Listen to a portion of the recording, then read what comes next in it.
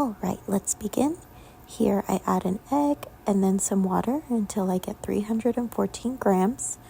I'm adding about 72 grams of starter, 400 grams of flour, and then mixing it all together aggressively. You want to be sure to get the edges. Here I'm just scraping off the sides of the bowl. And eventually you want to use your hand for this. It's okay, it will be sticky. Till eventually you stretch and fold, and then you let it sit for 40 minutes to an hour. This is where I add my preferred salt, which is 10 grams, and then here I'm adding jalapeno and cheddar.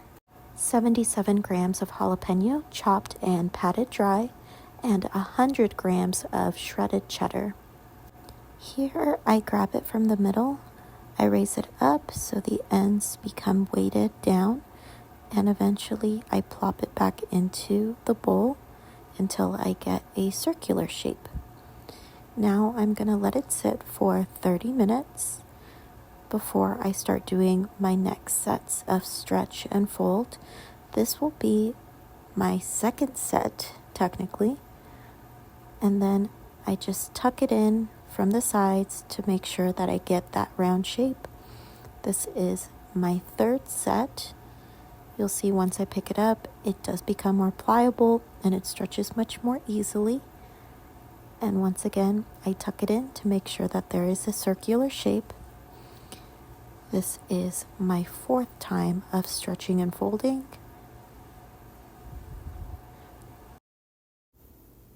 Here you start to see that the bubbles have started to form near the top, which is a good sign of the bulk fermentation beginning. And from there, I just let it rest for another 4 hours. So in total, this bulk fermented for about 6 hours. Once that time has passed, this is where you take it out of the bowl so you can shape it. I want to get this rectangular shape, but not flatten it. Be as gentle as possible. You want to be careful not to press down too hard because then you let the air bubbles out. So here I'm just taking the sides and then rolling it inwards. And then once again, stretching it just slightly so I can roll it up one more time. From here, I want to let it proof in this container, which I've already pre-floured, and the seams, you do want them to be facing up.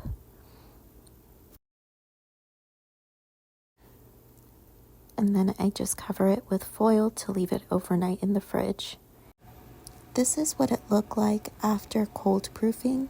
It did grow slightly, and you just want to put it down over some cornmeal or rice or whatever you choose so it doesn't burn entirely at the bottom. Here I'm having a little bit of fun and using a tiny razor just to make a quick design.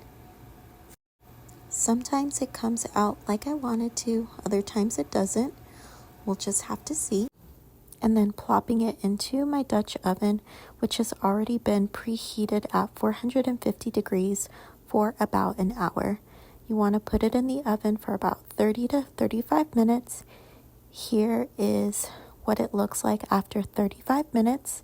I'm going to take the lid off and put it back in at 425 degrees for an additional 15 minutes. After that time has passed, this is what it looks like, a little bit more golden brown. You do want to immediately take it out, let it cool on a rack, and do not cut into it for 2 hours. And here is the last look.